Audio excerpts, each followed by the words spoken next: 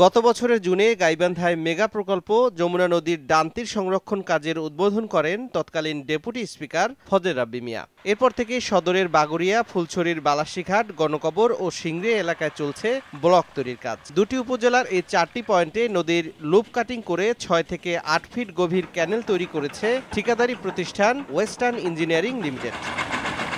প্রকল্পের মেয়াদ অনুযায়ী 2020 সালের জুন মাসে কাজ শেষ করতে হবে। তবে নিয়ম অনুযায়ী আরও 1 বছর সময় বাড়ানো যাবে। কিন্তু গত 9 মাসে কাজের মাত্র 2% শেষ হয়েছে। এমতাবস্থায় ঠিকাদারি প্রতিষ্ঠানের বিরুদ্ধে কাজের অগ্রগতি হয়নি এমন অভিযোগ করে প্রকল্পের কাজ বন্ধ করে দিয়েছে পানি উন্নয়ন বোর্ড কর্তৃপক্ষ। এতে আসন্ন বর্ষা মৌসুমে বন্যা ও ভাঙন আতঙ্কে রয়েছেন নদী তীরবর্তী প্রায় 10 লাখ মানুষ। এই দোকানগুলো আছে, এই দোকানগুলো থাকবে না। তো এটা যদি নদীর কাজ দ্রুত না করে তাহলে এখানকার জনগণ অনেক ক্ষয়ক্ষতি হবে। 8 থেকে 9 কিলো দূরে ছিল এই নদী।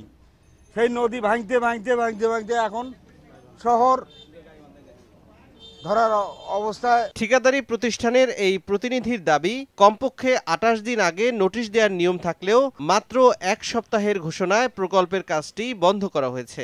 এখন এই কাজের যে সময় পিক আওয়ার, যে সময় কাজের গতি বেড়ে গেছে, ঠিক সেই সময় পানি উন্নয়ন বোর্ডের কর্মকর্তা জানান, বর্তমান বা নতুন কোনো ঠিকাদারি প্রতিষ্ঠানের সঙ্গে চুক্তি করে পুনরায় প্রকল্পের কাজ শুরু করা হবে। টেন্স কাটিং ওরা কিছু অংশ কাটছে, এখন যে ঠিকাদারি আসুক পরবর্তীতে তারা ওখান থেকে কাজ শুরু করবে।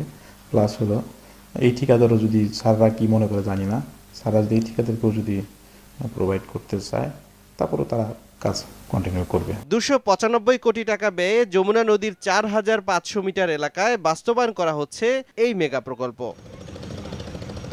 সময় সংবাদ, গাইবান্ধা।